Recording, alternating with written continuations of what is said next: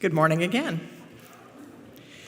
My name is Laurie Bilby, and I'm one of a team of worship associates that have the joy and honor of welcoming you today and of serving South Church, along with our interim minister, Reverend Susan Suchocki Brown, who's in the pulpit today, and our director of Lifespan Ministry, Kirsten Hunter. Thank you for joining us this Sunday morning, whether you're visiting South Church for the first time, are returning after an absence, or attend as often as possible, whether you're here in person or online. After the children's story this morning from Jen Del Deo, all the kids are welcome to attend our amazing religious education classes downstairs. And the music today is graciously offered by Susan Adams, South Church folk, Johnny Pfeiffer, and the South Church Choir, except maybe not Susan Adams.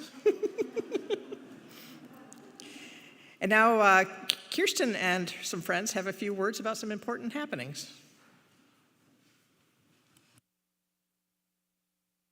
Good morning, all. How nice to see you this morning on this beautiful spring day. There's just two announcements this morning.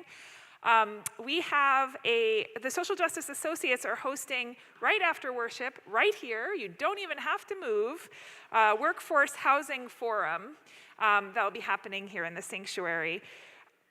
Numerous panelists from around the state of New Hampshire will be here, including New Hampshire Senator Rebecca Perkins-Quokka and Andrew Bagley from the City Council, from Portsmouth City Council. We invite you to come learn how you can have a positive role in making the Seacoast a home for our workforce. And there's also an announcement from the members of the Pocket Garden Tour Committee, who will be on the portico today out front selling blooms to help support this year's tour. You can buy a bloom. It helps with the fundraising for this really wonderful event that is also a significant fundraiser for our congregation. For $25, you'll be listed on a special board next to the check-in desk. You can include your name, the name of your business, or the name of someone special to you that you would like to honor. Cash check or credit cards will be accepted. And that's it for today, so thank you so much for being here.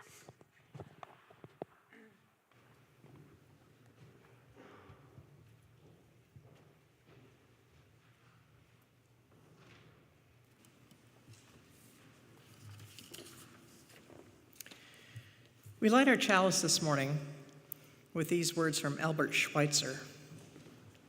At times, our own light goes out and is rekindled by a spark from another person.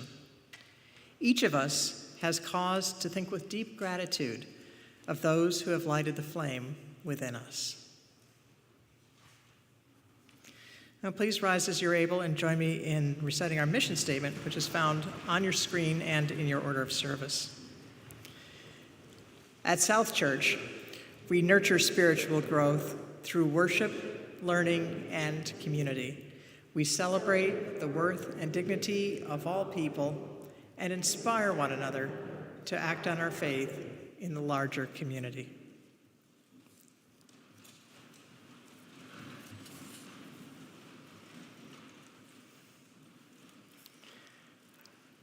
Our worship theme for this month has been renewing faith. You know what renews my faith? You do. You do. The letter of James in the New Testament is a short epistle that was addressed to Jewish Christians specifically.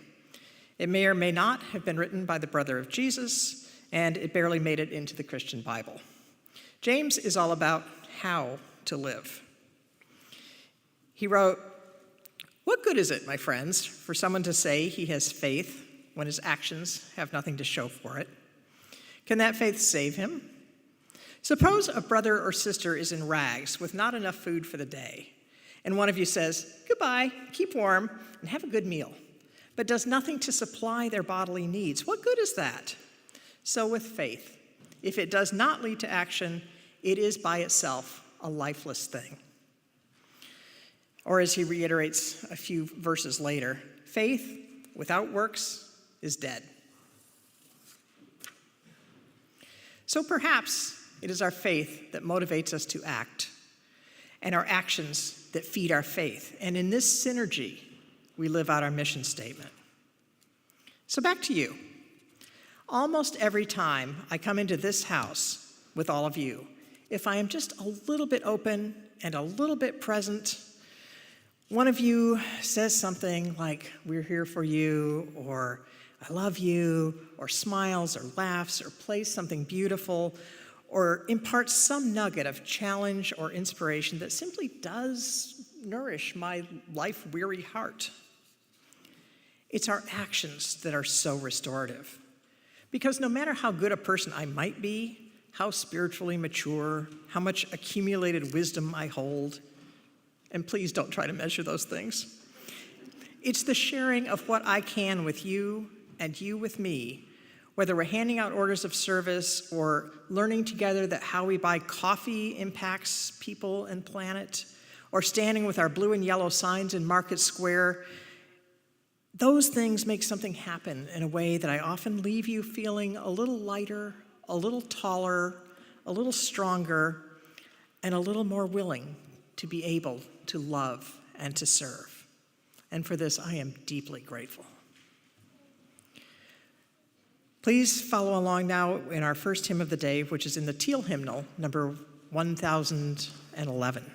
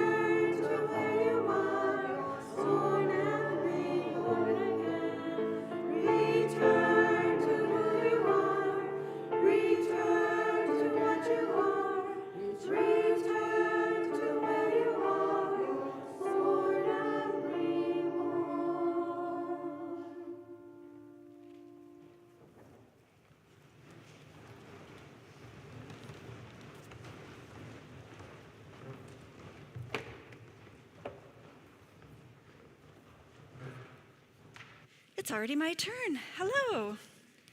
I would like to invite anybody who would like to hear this book and see pictures to come a little closer. So, I don't know if this has ever happened to you, but sometimes it feels like something finds me at just the right time. It feels like I didn't go looking for it, but this thing found me. And I know that sounds a little odd, but I don't know if that sounds familiar. And that happened with this book. It kind of just jumped up in my face recently. And in it, I found a lot of meaning with analogy or metaphor. I'm not sure what you'd call it. But you know how sometimes you hear something and it reminds you of something else?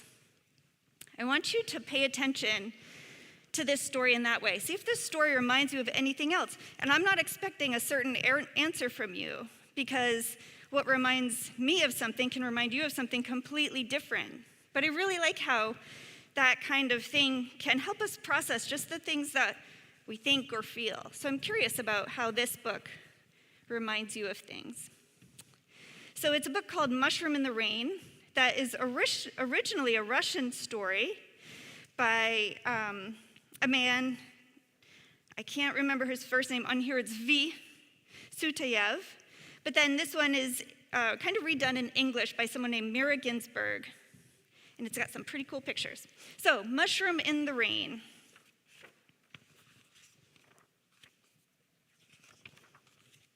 One day, an ant was caught in the rain.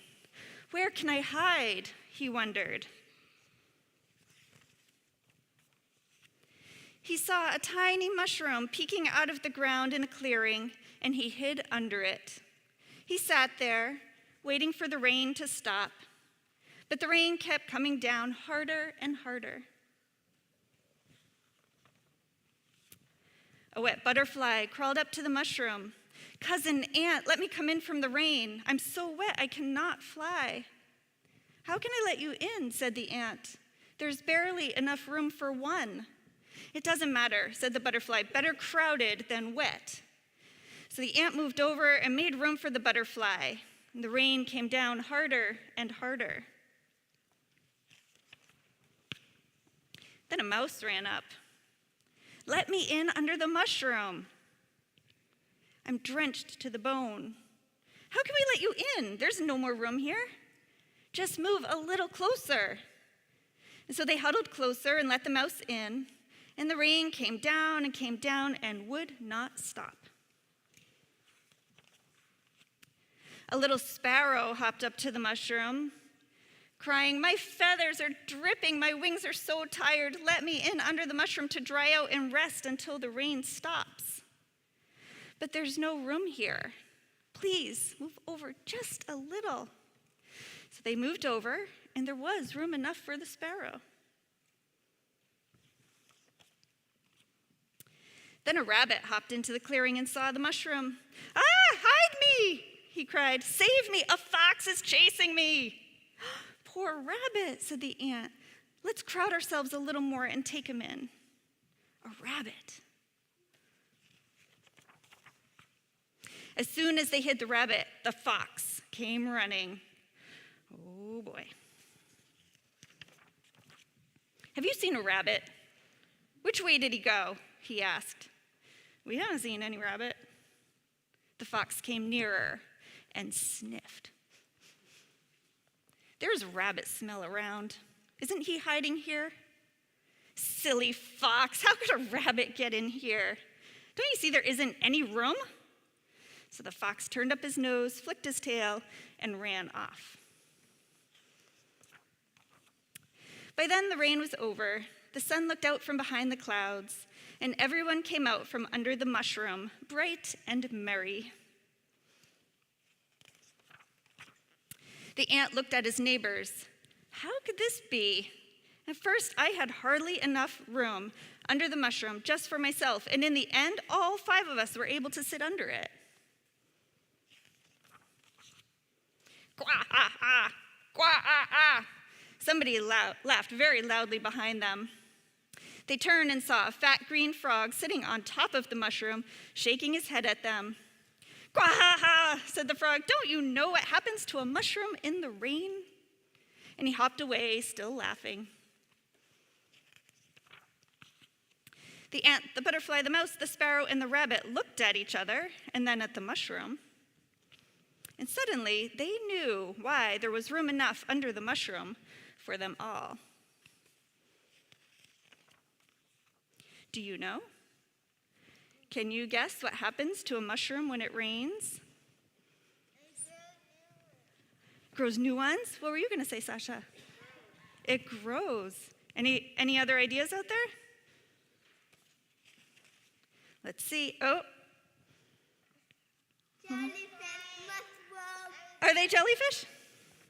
Jellyfish mushroom. I saw a jellyfish mushroom. A jellyfish mushroom, nice. It grows. When it rains, a mushroom grows. So, does that remind anybody of anything? Did anyone think of anything? Amelia. It's like we grow and mushrooms grow. Yeah, we grow just like the mushrooms grow. So rain makes the mushrooms grow. What makes us grow? Plants. Plants? Like this. Do you mean like when we eat them? Or no? Yeah. Sasha. Meat, and also you can grow by learning. Can grow by learning. Yep. And meat, I heard you say. Yep. Does this story remind anyone else of anything? Out there, anybody too? It's all up here. Kathy. What? The story of the mitten. Can you like one sentence summary of that?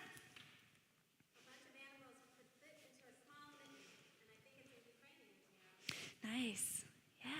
So another story of making space for everyone when it seems like there isn't enough. Yes? Is there one more out there? Is that Lauren over there?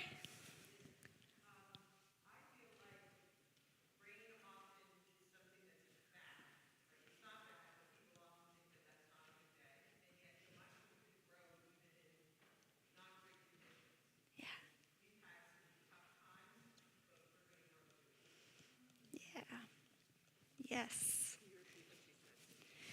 I think I heard Lauren say that often we think of rain as something hard and negative, and it seemed like a struggle in this book. The rain was causing struggle. And so mushrooms grow in the rain, and often we grow with struggle too. Is that what I heard you say?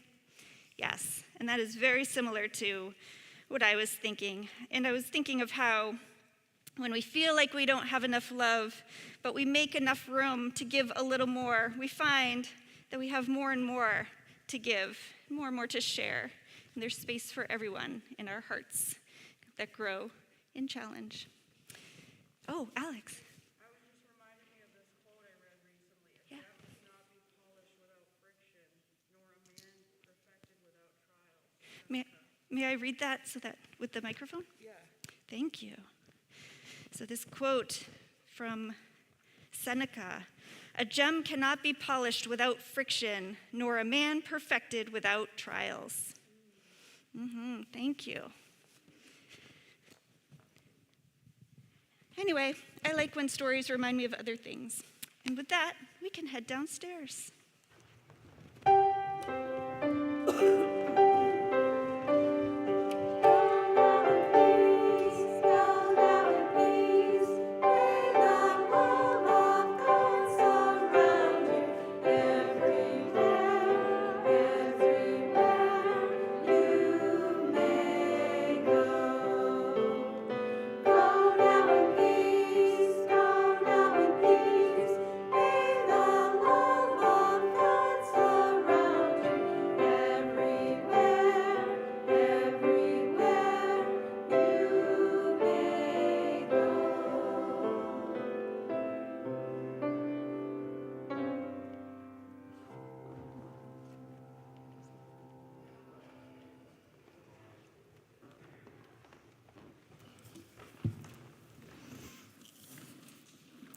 It's now time for our morning offering, time for us to help support all the good work and good people of this congregation. This is the fourth Sunday of the month of March, Women's History Month, the last opportunity to share our collection with Women Aid of Greater Portsmouth. Women Aid provides short-term financial assistance to neighbors in need when they have nowhere else to turn. To learn more, you can visit their website at womenaidportsmouth.org. And in addition to giving here in person or on our website, or mailing checks to the church office, you can use the free Vanco app on your mobile phone. Please give as you are able. The morning offering will now be gratefully received.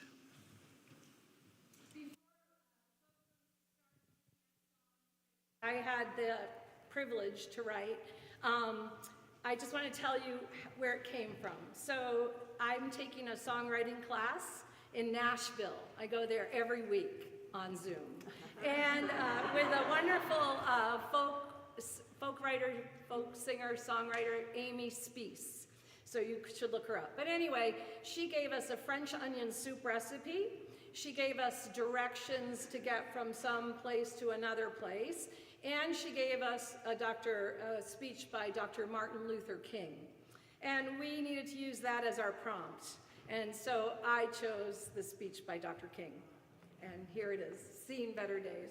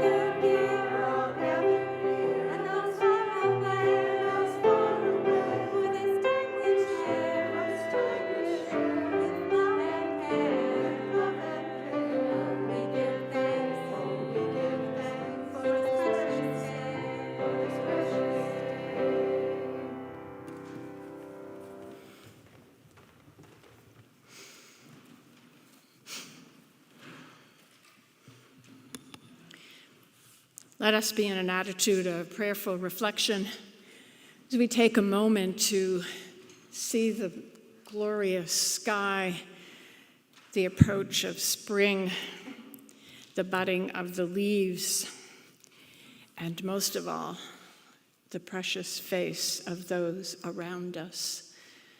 Let us be filled with gratitude and thanks.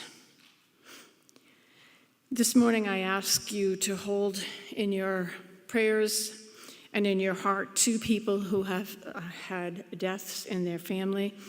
Alice O'Trainer's father-in-law, 106 and 4 months old, God bless him, died.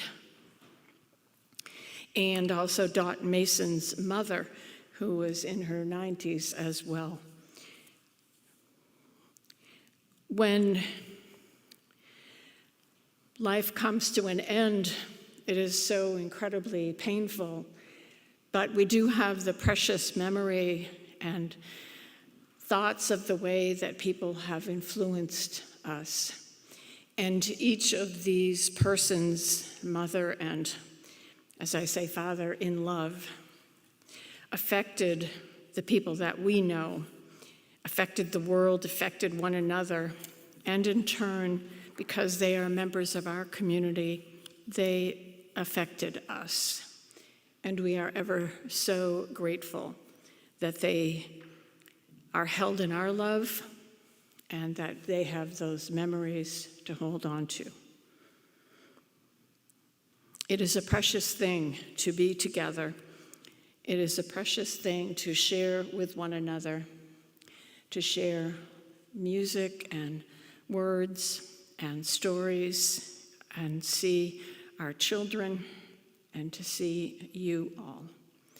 May you know how much you are loved and cared for.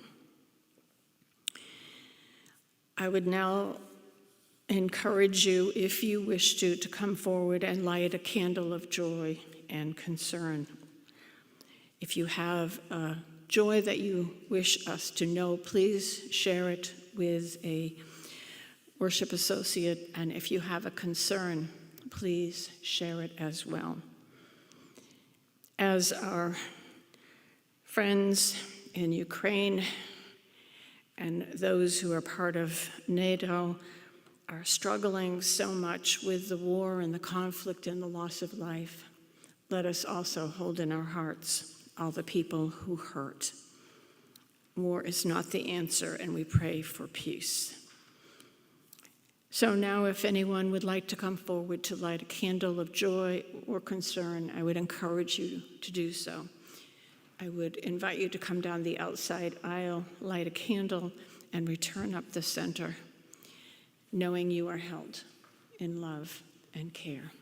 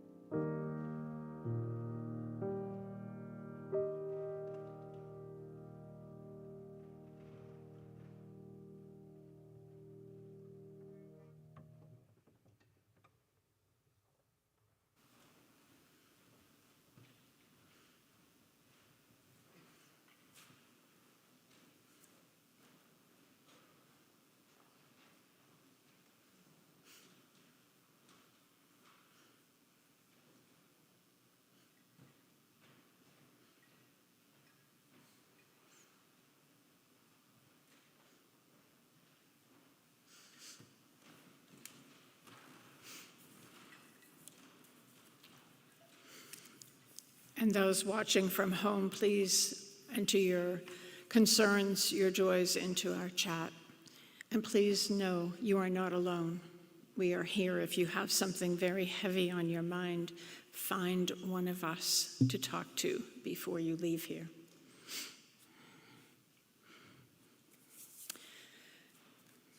Faith, hope, love.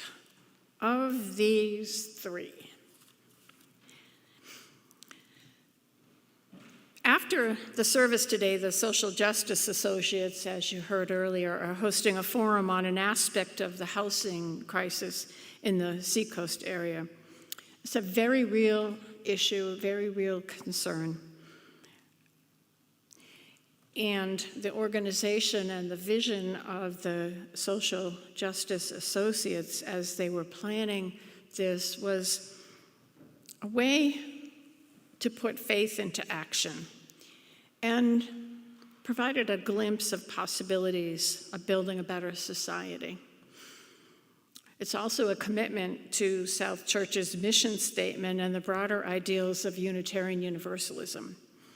And as I was reflecting on that forum, I realized that the renewal of faith for me is primarily accomplished by putting faith into action. I have a friend, her name is Rosemary Canici. She's a Roman Catholic nun in the religious orders of the Sisters of Loreto. She is a member of the Unitarian Universalist Trauma Response Ministry Board, which I was one of the founders of. And following the response to Hurricane Katrina, Rosemary and I were having one of those discussions, one of those important discussions about life and life-changing events. Many in our team, myself included, had gone to New Orleans and Texas and Mississippi to assist. I was there too. It was an odd sort of way.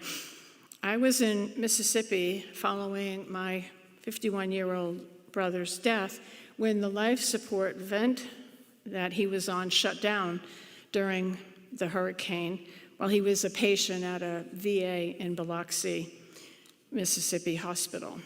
He had to be transported to Birmingham, Alabama, and he was unable to survive. That's probably another story for another time. But needless to say, I was responding to Hurricane Katrina in Biloxi during that same time, dealing with not just his death, but all his friends and the people around him who had lost their homes.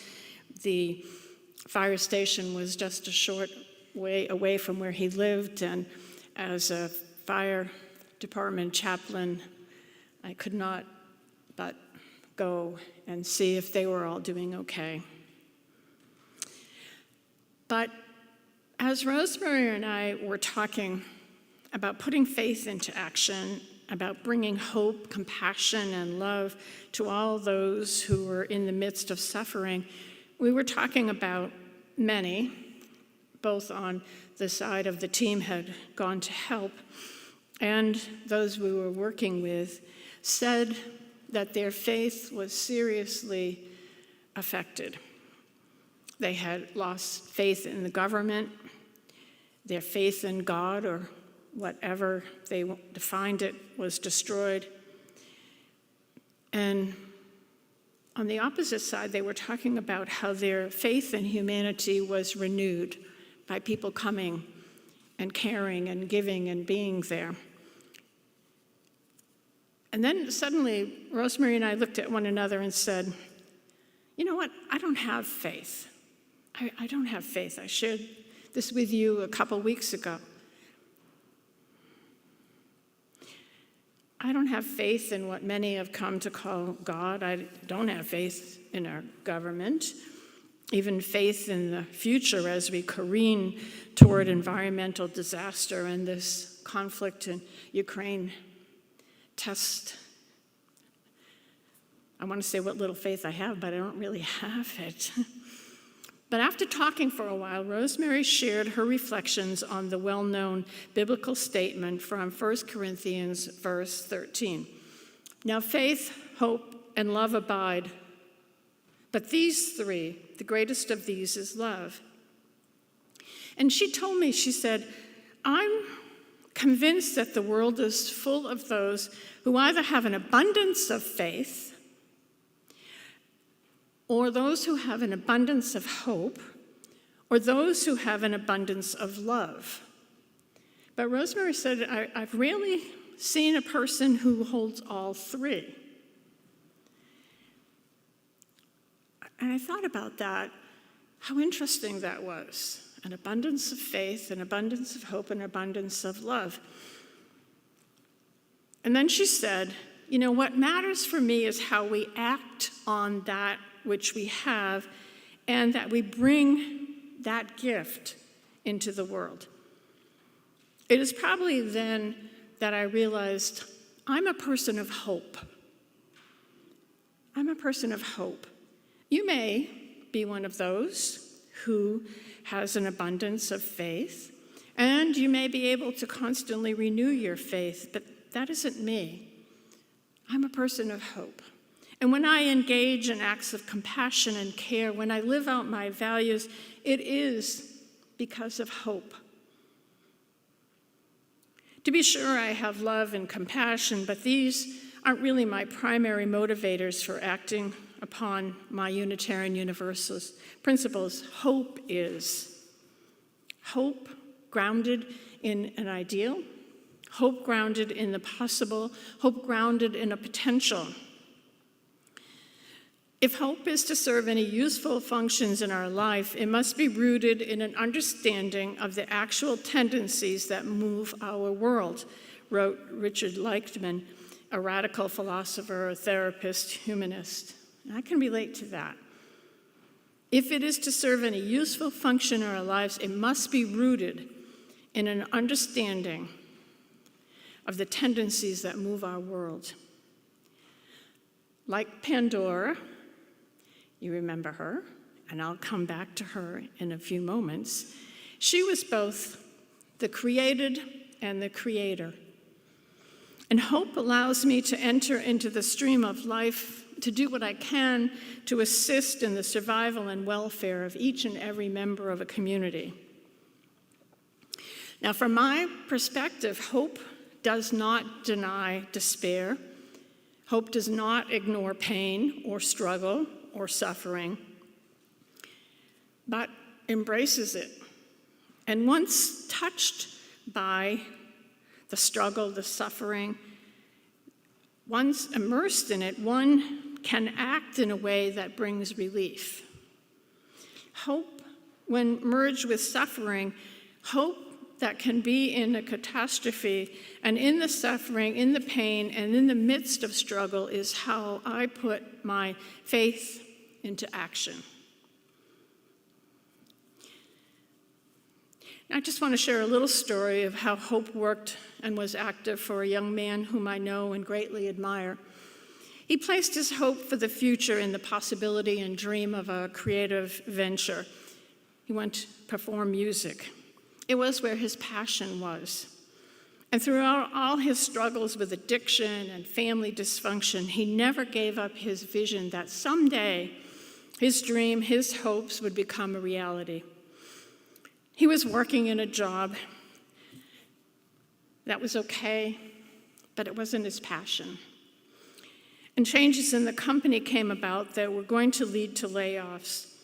And when he found out that his leaving would save someone else's job, he said, I want to be the person to be laid off. He took that risk because of hope. He was able to engage in that messiness of life, to take that huge risk, a loss of income, and work on his hope for the fulfillment of his dreams that led him to hope for something in the future. That, to me, is that kind of personal faith in action.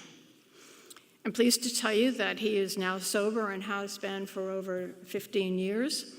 And he's very, very happy in a creative career that is passion, and he is making wonderful music. Thank you for your gift. Back to Pandora. Did you know that the story of Pandora has two versions?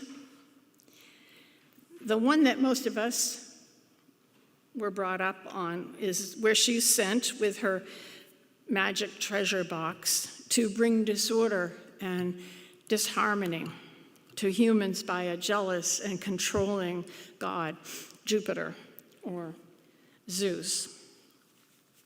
He, Jupiter, Zeus, wanted to be in command of humans and their fate. And the other, an older story, which is less disparaging of females, is about Pandora, and who in her magic box brought herb and plant seeds to relieve disease, who brought trees and vines and fruit to sustain humans during difficult times, who brought courage, loving kindness, strength, wonder, and curiosity to sustain and tighten the bonds of community. Pandora, by opening that magic box, did not try to ignore the reality that disease and disaster, death and destruction were also part of creation. She also held hope in the core of her being that within her magic treasure box, for she knew that as long as she had curiosity coupled with hope, life would survive, would thrive. Pandora, in the lesser-known story, encouraged curiosity not to unleash Zeus' wrath upon humans, but curiosity so that humans would have to learn that even when bad things were unleashed, we can survive because we are curious and resourceful enough to find solutions and explore other ways. I once heard a parishioner in Leominster articulate one of the best explanations for why we Unitarian Universalists do what we do in and for the world. And I paraphrase her thoughts. She said, "Our personal experiences shape our perspectives of life, including our theology, philosophy, and our whole worldview. And our connection," she said, "with those experiences make us want to share them with others. And when we do that, we build connections, and that emanates outward. The more people you share yourself, your experience, your views with, the more there is an increase in the life of the community, and that equals more sharing and more caring. So outreach is an outgrowth of the sharing of personal experiences and insight." Now, this vibrancy of belief is the faith and hope that I need, for it allows me to explore my inward being to then share outwardly. And when I can share with others, I find a sustainable faith and a hope that is renewed by the constant and continual actions that assist to build a beloved community. So of these three, faith, hope, and love, I'm going to invite you to take a moment and turn to your neighbor and share which one of these characteristics, faith, hope, and love, that you have an abundance of. Sit and talk with someone, preferably someone you don't know.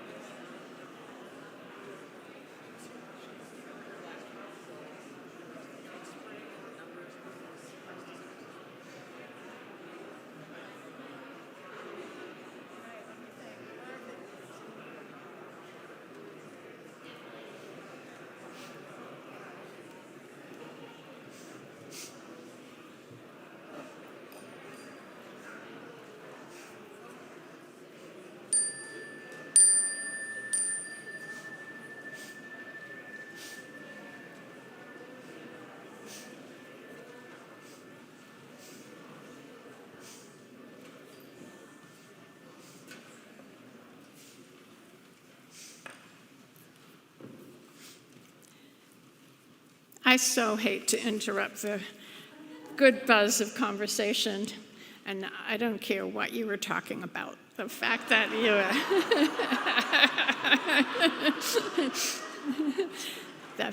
you were sharing with one another just warms my heart and is the way that this beloved community should be. That nobody should come in here without having somebody that they make a connection with, and that the hope, faith, love that we manifest here is abundant and is wonderful, as you all are. Blessed be. Let us join together in our final hymn, Blue Boat Home. I don't know about you all, but I have been waiting to hear this one for 2 years.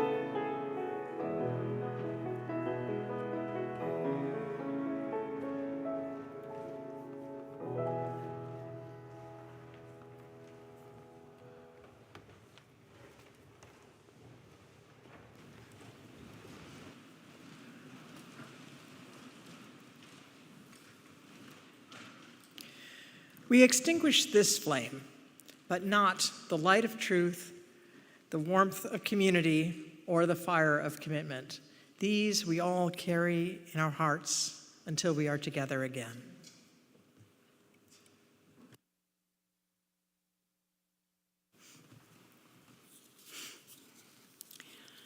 I'm going to close with the words of Mother Teresa. Love cannot remain by itself. It has no meaning. Love has to be put into action, and that action is service. Whatever form we are, able or disabled, rich or poor, it is not how much we do, but how much love we put in the doing. A lifelong sharing of love with others. Go forth now and spread that love. Our world needs it, and you can bring it forth.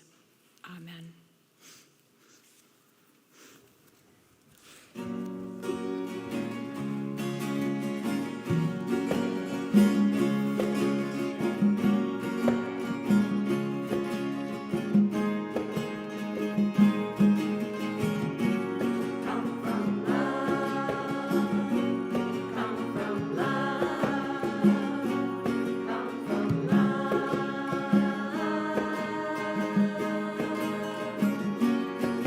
down passion